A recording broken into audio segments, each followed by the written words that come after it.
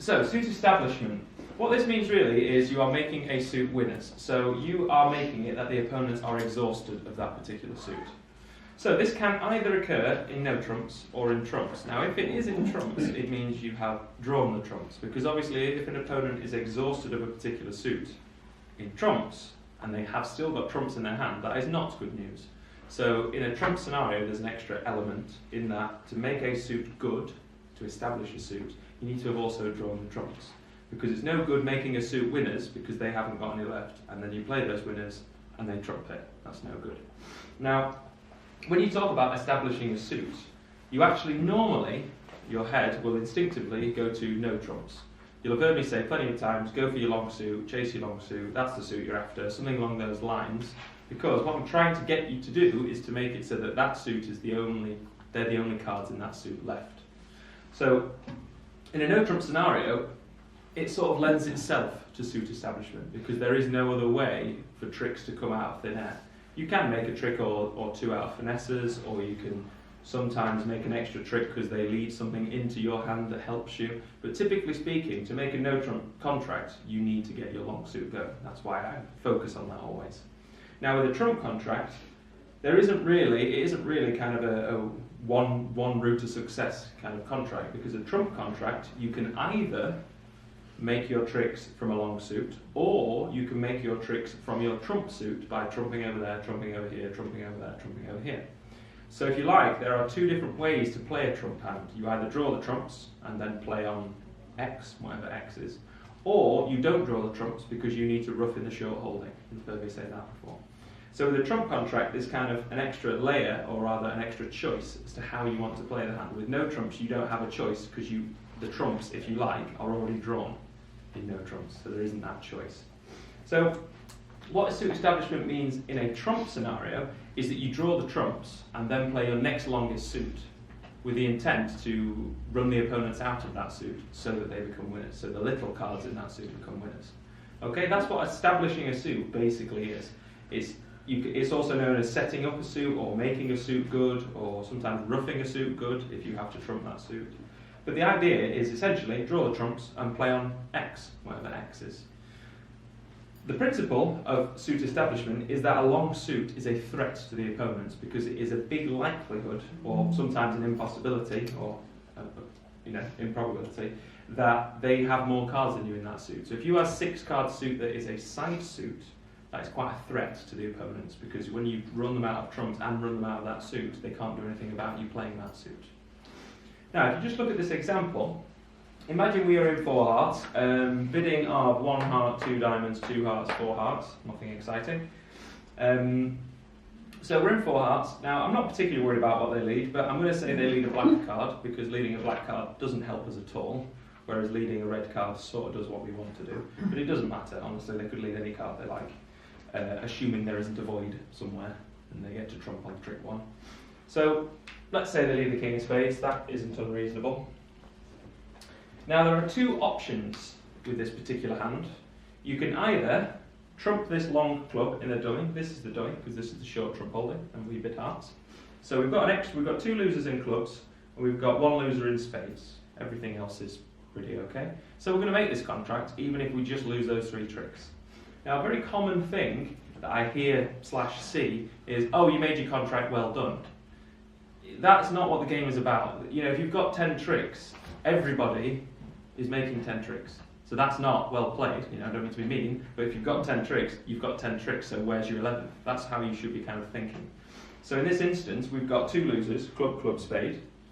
Sorry, that makes 3. 3 losers, club, club, spade. So if we lose those 3 tricks, we haven't done anything. You know, you could have put your hand down at trick 1 and said, I'll give you those 3.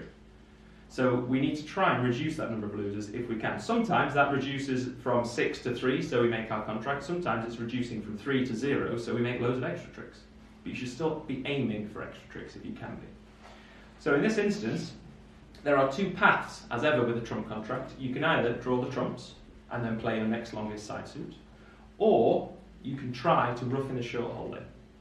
So in this particular hand, the only roughing we can do in the short holding, we have 2 shortages in the dummy, clubs and spades, but we can only actually exploit clubs because we haven't got enough spades in our hand to trump spades.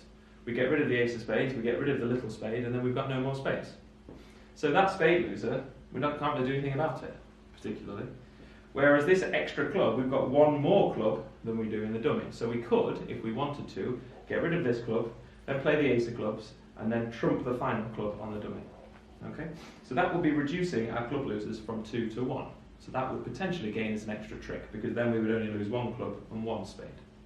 So roughing the short holding, as ever, is a good idea, if you can do it. Now, you'll probably agree with me, that is a lot of effort for one extra trick. Well, not a lot of effort, but it is some effort. Now, another route would be draw the trumps and play on your next longest suit. Your next longest suit in this instance is diamonds. So the reason I would prefer that route is because with such a threatening suit, not threatening because of its quality, but threatening because of its length, because of the threatening diamond suit, I am suspecting that the opponents have 3 diamonds and 2 diamonds, i.e. they're breaking 3-2. That's what happens most of the time. So when you draw the trumps, if you play 3 rounds of diamonds, they won't have any more diamonds left. So those diamonds could be tricks, the little baby diamonds, again, under the assumption that we've drawn the trumps. Now, when we're trying to establish a side suit, there is always the worry, or the threat, if you like, of being able to get back to them when they're winners. So imagine we win the ace of spades, we draw all the trumps, we play the ace of diamonds and the king of diamonds, and then we trump a diamond, and now all those diamonds winners. That would be good. That would mean that the diamonds have broken nicely. But we can't get there, potentially. So you've always got to be a little bit careful about entries when you're going down this suit establishment route. You'll notice if you're drawing the trumps and playing on your side suit, entries are important. And if you're trying to rough in the short holding, entries are important. So entries are kind of golden cards. Now, let's just look at how this hand might play on a suit establishment route. First things first, we would like to draw the trumps. Because when you're trying to establish a suit, your primary objective is draw the trumps, and then I'm going to establish them. So you should have some kind of suit in your head at that stage. I'm going to draw the hearts because I'm going to play on diamonds next. Okay? Now there is a small problem in that, as I say, if the trumps don't break 2-2, so we have to play all 3 rounds, and then we get the diamonds going, we might not be able to get back to those diamonds. So there is a little bit of concern there because our entry at the dummy has been knocked out at trick 1. The reason I'm not ducking this spade at trick 1 is because it doesn't gain you anything. Because we're not in no trumps, there's no real point to get to duck, because you're going to take your ace, so there's no point giving them the spade winner. So you could argue, well, if we duck, they might change suit. They probably won't, though, given that they're trying to get rid of your ace. Now, what I'm slightly concerned about is trying to set these diamonds up. We've got a bit of an entries issue. So what I would probably do is draw a couple of rounds of trumps to see how the trumps are behaving. So let's imagine they're not 4-0, because that would be sad. That only happens about 5% of the time. Trump,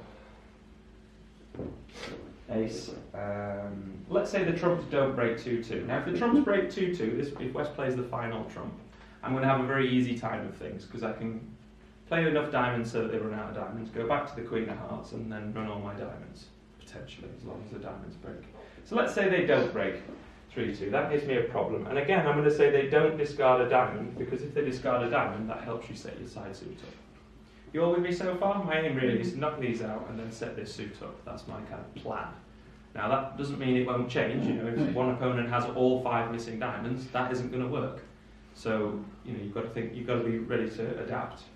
Now, the problem we've got is if I were to draw the last round of trumps from east, and then I play diamond to the king, diamond to the ace, trump a diamond, we won't be able to get back to the diamonds.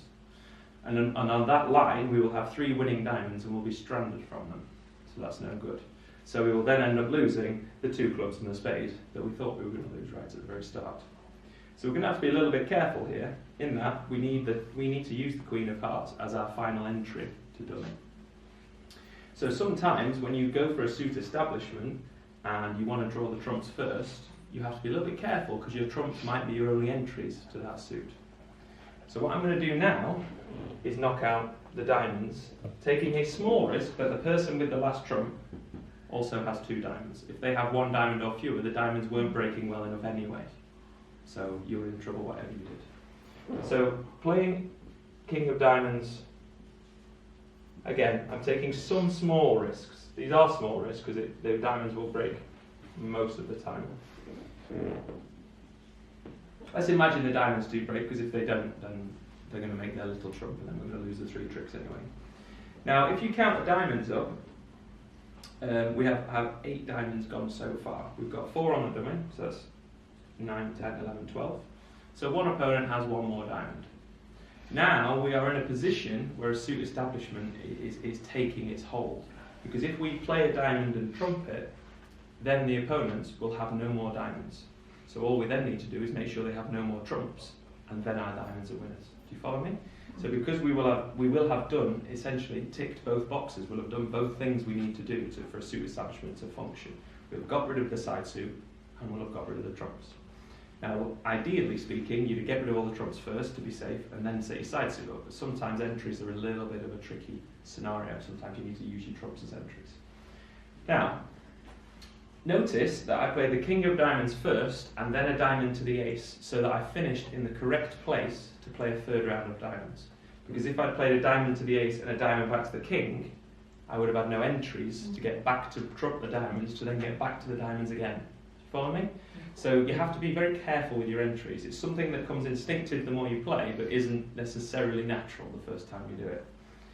Now, when we play this final diamond, one opponent hasn't got any diamonds, and one opponent, this one, has a trump left. However, that doesn't matter because we can trump higher than them anyway. So it doesn't matter that they've got a trump left. Obviously, if their trump was bigger than yours, that would be a slight concern.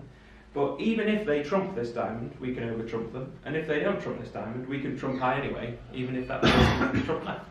So what we're going to do is lead a diamond from the north, whether or not he's trumps it, trump it, go back to the dummy, drawing the last trump, and then those 3 diamonds at the end will be winners. You with me? So this diamond gets led. East, let's say, I don't know, throw something away.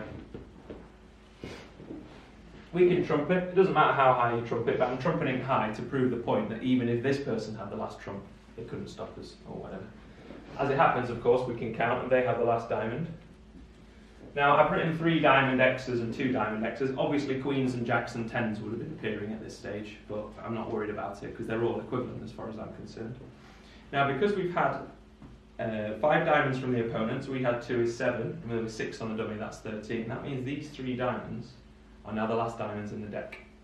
So that's what's known as establishing a suit, or roughing a suit good. Because what you've done is you've made it that the opponents could not win any tricks in that suit because you trumped the 3rd round. More importantly, you got rid of all of their cards in that suit because they have to follow suit. Now, when we use our golden entry card of the Queen of Hearts, West's hand is dead now, that draws the last trump, and more importantly, gets the entries to north. So now what you can do is cash 1, 2, 3 diamond winners, throwing 1, 2, 3 losers. Okay, do you see? Now that's what's known as establishing a suit. Now the way to spot those kind of things is, first of all, you have a long side suit. You need a long side suit because if your longest side suit is 4 cards, it isn't a threat. It's not threatening enough to try and establish. So if that's the case, you want to look at trying to rough in the dummy instead. Second thing was that we could draw the trumps fairly easily. Sometimes drawing the trumps takes you till the 10th trick because you keep losing the lead in trumps because your trumps are that bad. When you can draw the trumps fairly routinely, it often lends itself to a suit establishment as well because it means you're in control and you get to dictate where the contract goes very early doors. So in this instance, we got to play red cards pretty much the entirety of the hand because that's what we wanted to do. And the third thing was that roughing in the short holding was actually quite difficult to achieve. If there was a singleton club in the dummy, it would have been easier. We play ace of clubs, trump a club, cross to hand, trump a club. That would have been fairly straightforward. Because there's a doubleton club in the dummy, it didn't lend itself as easily to roughing in the short holding. Now, you could argue, oh, well, that's well and good. You made trumps break 3-1 and diamonds break 3-2. What happens if the diamonds break 5-0? If the diamonds break 5-0, this isn't going to work, basically. So to make a suit establishment function, you need some, you could argue, fortune. I would like to argue it works in the long run. So, on the 100 hands you do this, 70% of the time you'll come home with 13 tricks, and sort of 30% of the time it'll be 10 or 11, depending on what happens in the side suits. But in this instance, 10 tricks was lay down. You've got 6 hearts, 2 aces, an ace, king of diamonds, so that's 10 tricks. So where the extra trick's coming from, it can only come from the long diamonds. And that's how to spot a suit establishment, is when you've got a long side suit as a threat. Similarly, if we were in no trumps and you had a long diamond suit like that, that's the suit you'd go after. Yeah, okay, in this instance you'd wonder why you weren't in hearts, but you could cash your 6 heart tricks, then you'd want to go for your diamonds as your next suit. So it's the same kind of principle as playing in no trumps. Obviously the only extra thing you've got to consider yourself with is the fact that people have trumps. Okay? But that's all a suit establishment is. It's playing a trump hand as if it were no trumps after having drawn the trumps. You see what I mean?